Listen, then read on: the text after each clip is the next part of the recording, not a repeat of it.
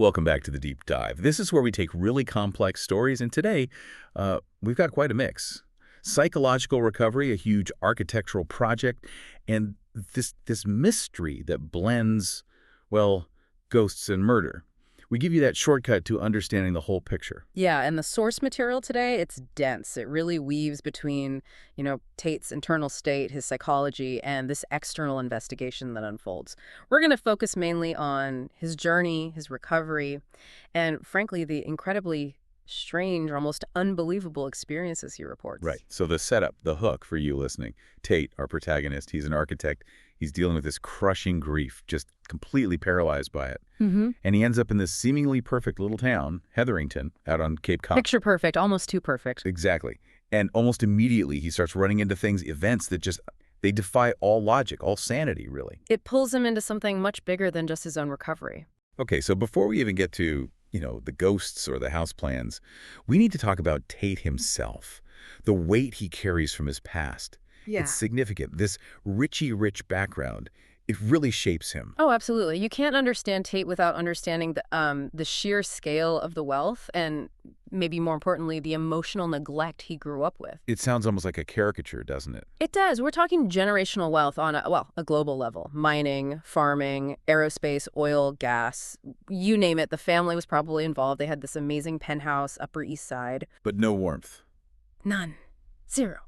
His father was constantly away, either managing the business empire or, involved with various mistresses. And his mother? His mother was this stunning Romanian ex-model, but she was deep in alcoholism, really struggling. So Tate and his sister, Sylvia, they were just left. Pretty much. Raised by nannies, tutors, a rotating cast. And get this, they were explicitly forbidden from going to their parents' own parties, even in their huge Hamptons place. Wow. So the message was clear. You're separate. You're managed, not included. Exactly. Perpetual isolation, emotionally speaking, which makes his first real act of defiance so interesting. Choosing architecture, right? Not business, like his father wanted. Yeah. He goes off to Yale, studies architecture, completely against his father's plan for him to take over the family conglomerate. It's like he needed structure, but his own structure. Precisely. Think about it psychologically. Architecture is all about imposing logical order onto chaos, right? Creating something stable, predictable. It became his defense mechanism, his way of building a life separate from the family's financial chaos, even though he was still, a major shareholder. It was his independence. But that whole structure he built, it relied entirely on one person, didn't it? Yeah. His sister, Sylvia. She was everything to him, the only real family connection he felt, and she was the total opposite of that rigid upbringing. She was described as naturally mystical, loved to travel Machu Picchu, Central America, Alaska, just constantly exploring. She brought the warmth, the chaos he needed, really, to balance him out. Which makes her death just devastating. About a year before her story starts. Utterly. She was only 42, died from a severe heart condition, and tragically, they couldn't find a match for a transplant because she had AB negative blood. The rarest type. The rarest. Just awful, arbitrary cruelty. And that loss, it just shattered Tate's carefully constructed world as architectural defenses crumbled. Yeah, complete breakdown. Couldn't function. For weeks, apparently. Just gone. Paralyzing depression. Landed him in a very high-end psychiatric hospital in Connecticut for 4 months. Under a Dr. Rollins. That's right. Group therapy, the whole deal. Yeah. And through all of that, through that deep withdrawal, he had one single connection left to the outside world. Polly, the cat. Yes, Polly, the white and gray tabby, with the little M on her forehead. Polly wasn't just a pet. The material suggests she was like a transitional object for him. Like a security blanket, almost. Kind of, yeah. The one constant, non-judgmental presence. And crucially, his best friend Oscar and Oscar's wife Lorena, they looked after Polly while Tate was institutionalized. So even at his lowest, there was this tiny thread of connection, even if it was just through his cat. So he gets out of the hospital, and Oscar, the same friend who cared for Polly, gives him a job, a lifeline. Professional mission, yeah.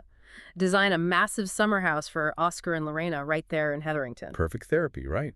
Imposing structure on a grand scale. Exactly. And Oscar, who is apparently a scholarship kid who did really well, wants this huge shingle-style place, like potentially 12 bedrooms. For their growing family, Leo, Lolita, Lakshmi. Little Gesh, Luca, A lot of L's. Oscar loves the letter L, clearly. A lot of L's to house. And the site sounds amazing. A flat bluff overlooking the ocean. Yeah, they apparently got into a bidding war with some hedge fund bro type to get it. So Tate's back in his element, seemingly, trying to build again, but something's wrong. The oscillopsia. That symptom from before. That flickering at the edge of his vision? Yeah. The neurologist, even Dr. Rollins, they chalked it up to stress, grief from Sylvia's death. But it didn't go away with treatment. No. In fact, it intensified when he got to Hetherington. It became this insistent peripheral signal, like something was there trying to get his attention, even if his rational mind couldn't place it. It's the first crack in his newly recovered reality. Setting the stage for, well, everything else. Mm-hmm. So Tate needs a place to stay while he's working on the initial designs for Oscar's house. Oscar books him into this place called the Aldrich. Ah, yes, the Aldrich, a massive Victorian B&B. 4 turrets, huge porch, probably built around, what, turn of the 20th century? Sounds grand, but also troubled. Definitely troubled. It looks magnificent, but it's falling apart. And not just physically, it's tangled up in lawsuits. The town, some conservation trusts, they're all claiming partial ownership. So its future is uncertain, likely a teardown. That's what the sources suggest. Which is, pretty potent symbolism, isn't it? Tate, trying to rebuild his life, is staying in this grand, beautiful structure that's fundamentally unstable and doomed. Kind of mirrors his own state. Precisely. And the caretakers he meets there, Louise and Rhys Gaston, they don't exactly roll out the welcome mat. Mid-40s, sturdy looking. Yeah, and their first move is to warn Tate about everything wrong with the place. Rhys, the groundskeeper, immediately starts listing potential problems. The gas stove is finicky, the furnace, the water heater. Like, welcome to the crumbling mansion. Right. It's almost funny.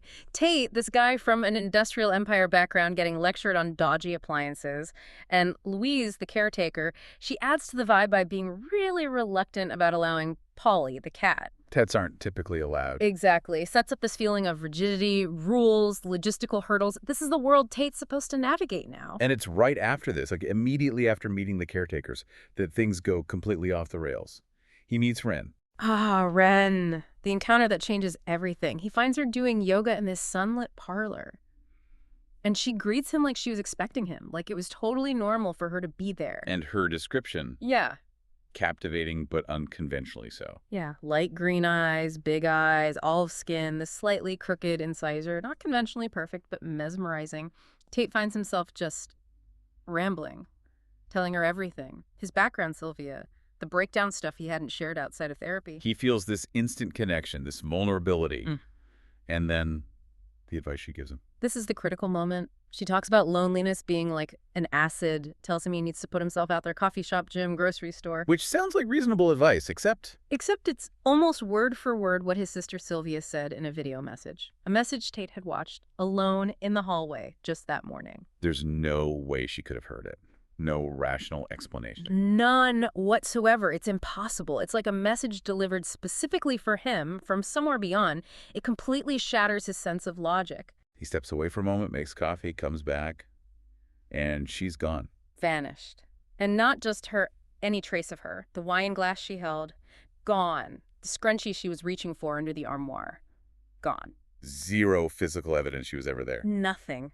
Except Polly, the cat. Polly is just resting peacefully right where Wren had been sitting, which is maybe the strangest detail. It implies her presence wasn't hostile, maybe even soothing to the cat, but utterly inexplicable. So Tate tries to tell Oscar about this mystery woman, admits he doesn't know her name, where she's from, why she was in the house. And Oscar, understandably, starts to worry, right? He's thinking, okay, maybe Tate's recovery isn't quite as solid as we thought. It's the first real sign that Tate is dealing with something entirely outside normal experience. He's interacting with a ghost. Essentially, yeah. And once he starts to accept that possibility, things get even more complicated because it's not just one ghost. Right, this is where the two Wrens idea comes in, day Wren and night Wren.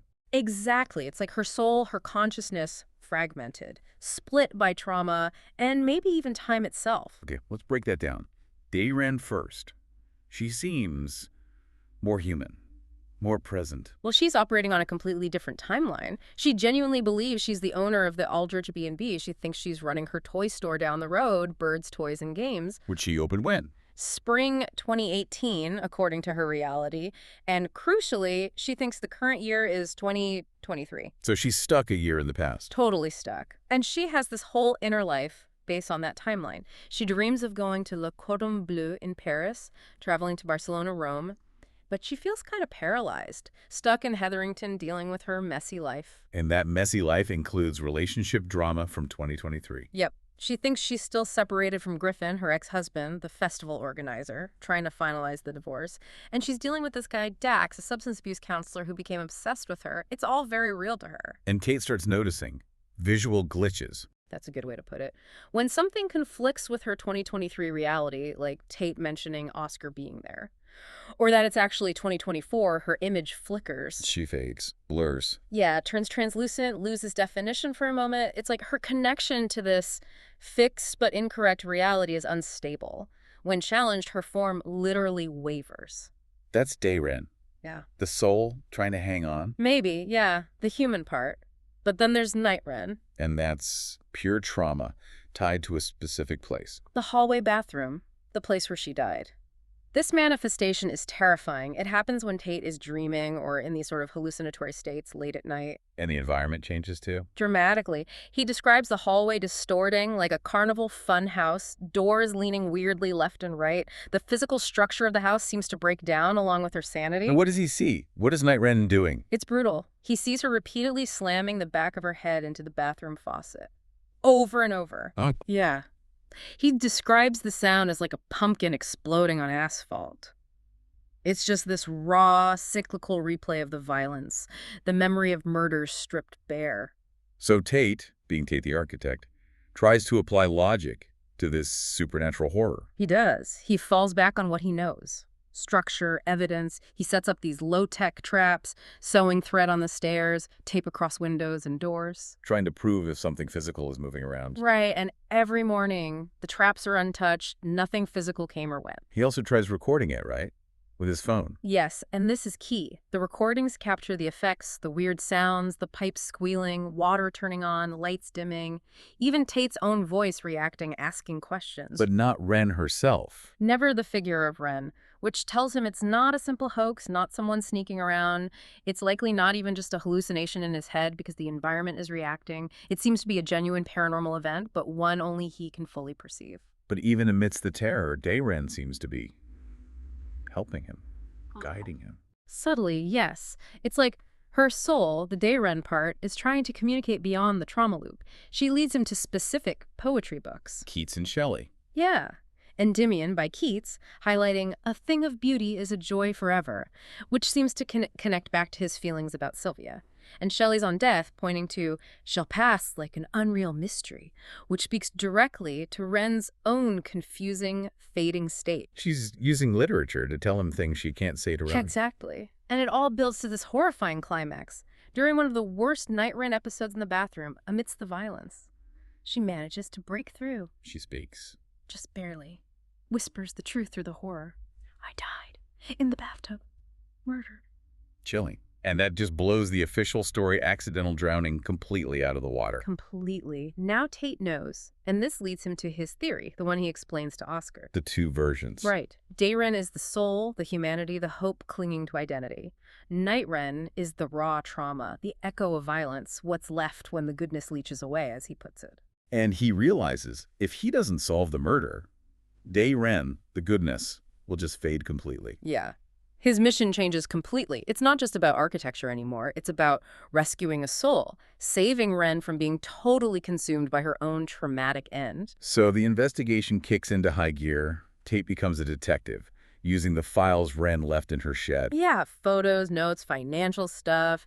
He starts digging into her enemies, using that same meticulous, analytical approach he uses for architecture, looking for the flaws, the inconsistencies. And we get our initial suspects, the red herrings, really. Nash, Griffin, and Dax. They're compelling suspects because they represent very common, very human motives. Greed, rage, obsession, the stuff murders are often made of. Let's start with Nash, the business partner. Right, from Birds, Toys, and Games. Tate pores over the financials and finds Nash was embezzling money, setting up a fake line of credit. Classic greed motive. So Tate and Oscar confront him. They do, at the toy store. Put the pressure on. Nash denies everything, of course, but crucially, he can't provide a solid alibi for the time of death, roughly 9 p.m. to midnight. Makes him look very suspicious. Okay, suspect number 2, Griffin, the ex-husband. Music festival organizer. They were in a really bitter divorce fight, mainly over a trust connected to the property, and Oscar digs up some dirts. Griffin was arrested just months earlier for getting rough with another woman. Sandra Hall. So, a history of violence. Rage. Definitely. Plus, Griffin was lying to everyone, telling police he and Wren were reconciling, probably to strengthen his claim on the trust money, his alibi. He was at the festival. Useless, thousands of people there. Exactly. Impossible to verify. So he's got motive, money, control, and a history of rage. Another strong contender. And then there's Dax, the counselor. The substance abuse counselor she went to for help dealing with Griffin, ironically. His motive seems to be obsession, maybe rejection. He wrote Wren this incredibly creepy, intense letter, signed it, "Love you eternally, Dax." Big yikes. When Tate confronts him, Dax tries to flip the script, claims Wren was stalking him. And his wife defends him, Tessa. Vehemently. Tessa used to be friends with Wren, but now apparently hates her. Calls Wren manipulative, says she got off on messing with men. It adds this layer of doubt maybe Wren wasn't just a victim. It complicates the narrative. But Dax's story falls apart. Yeah, when Tate shows him the obsessive letter he wrote, Dax cracks. Admits he was actually home alone drinking the night Wren died. So, again, no verifiable alibi for that critical window. Okay, so 3 solid suspects. Greed, rage, obsession. Motive, opportunity, weak alibis for all. This is where a normal investigation might get stuck. Absolutely. Human motives are messy, confusing. Tate was looking at the relationships, the emotions. But the real clue wasn't in the human drama. It was in the physical details, the architectural details almost. Tate the architect takes over again, and it comes back to Night Wren, the trauma loop. Exactly. That recurring image of her in the bathroom. There's one tiny detail he keeps seeing. Something Wren does just before the attack. She's taking off her clothes, but she fiddles with the clasp on her necklace, a heart-shaped locket, but decides to leave it on. The locket was on her when she died. Yes, and suddenly Tate connects that tiny specific visual from The Haunting to his very first day in the house. Louise, the caretaker. Louise was wearing a heart-shaped locket when he met her, the exact locket. Oh, wow. That's damning. It's the game changer. Louise, who supposedly found the body, was wearing the victim's locket. The coincidence is just impossible. And the locket wasn't just jewelry, was it? No. Oh. Tate figures out it likely held the key to the main cellar door, a door only the caretakers, Reese and Louise, would regularly use. It gives them secret access, a way in and out that bypasses the main entrances the police would have checked. Suddenly their motive clicks into place. It wasn't about Wren's relationships, it was about the house itself. It was self-preservation. They depended on the B&B being operational. That income stream came from Wren's grandmother, Joyce, via some trust or insurance setup. Wren's death stopped everything, tied the property up in litigation, exactly what Reese had been complaining about from day one. They were afraid of losing their home, their jobs. Precisely. They killed Wren to keep the status quo, probably hoping the accidental drowning verdict would let them stay on indefinitely, managing the property while it was stuck in legal limbo. Remember how Tate saw Reese stabbing at the ground with a hoe? That pent-up anxiety and rage about the property's instability? It all makes sense now. So Tate figures it out. He knows it's Reese and Louise. He goes back to the house. Yeah, he feels pulled back, almost. That oscillopsia, the flickering, it's like a path leading him to the final confrontation. And he finds the proof. Immediately. The cellar door, the one the locket key opened, shows signs of recent use. But as he's looking for his phone, which he dropped down the stairs earlier, Reese ambushes him. Shoves him down the stairs. Violently. Knocks him hard. No question now it's attempted murder. They know he knows, and they need to silence him. Tate wakes up, and the house is... chaos. Reese is setting it on fire, trying to destroy all the evidence, including Tate. The whole symbolic structure, the crumbling aldrich, is literally going up in flames.